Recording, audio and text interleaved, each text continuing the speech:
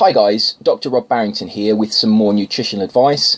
Today I'd like to talk about the 3 biggest mistakes people make when trying to lose body fat. Okay, so let's start with mistake number 1, continuing to eat a low quality diet.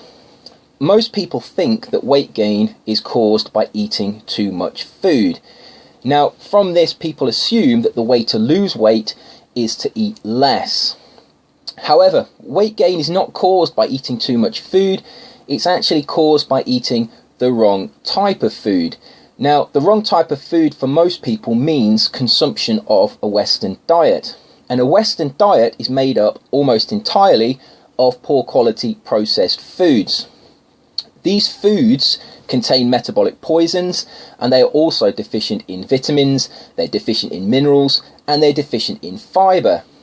So the combination of metabolic poisons and a lack of essential nutrients results in metabolic dysfunction, and it's this metabolic dysfunction that's actually the driver of weight gain.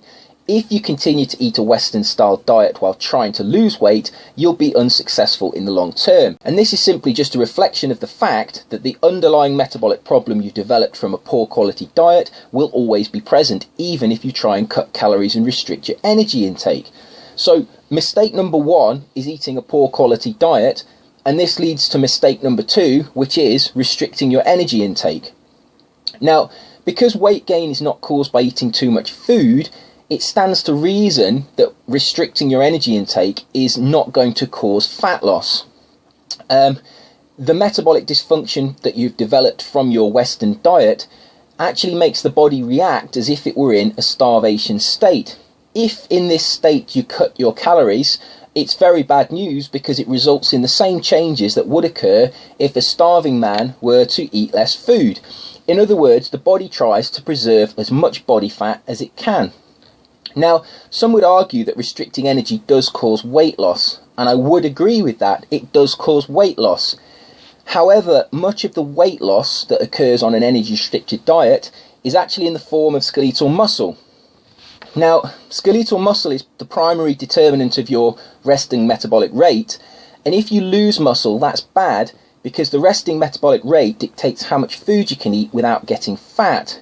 So this means when the calorie counting stops and a person returns to eating normally, they've lost muscle, and that person's normal diet will now accelerate the body fat that they can accumulate. So generally, while dieting, a person tends to lose fat and muscle, but when they start to eat normally again, the weight is nearly always regained purely as fat.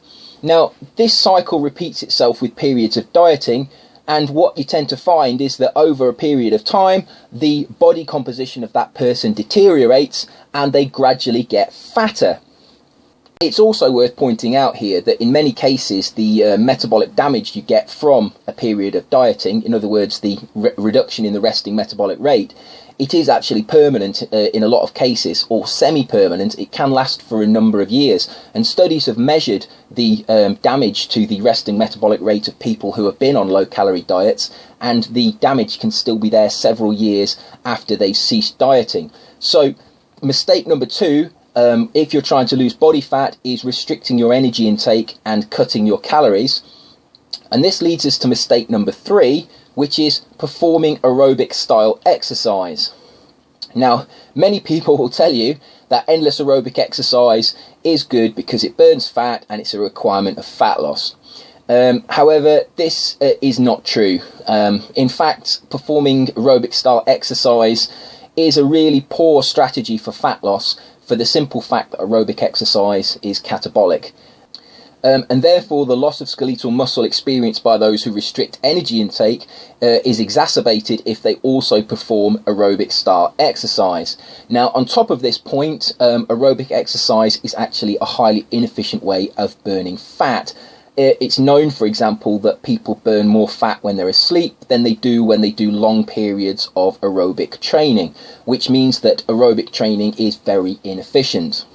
Therefore, I would highly recommend to anybody that wants to lose body fat that they switch from their current Western style diet to a more traditional eating pattern. I would also recommend that they forget the gimmicks like aerobic exercise and calorie counting diets and focus more on diet quality.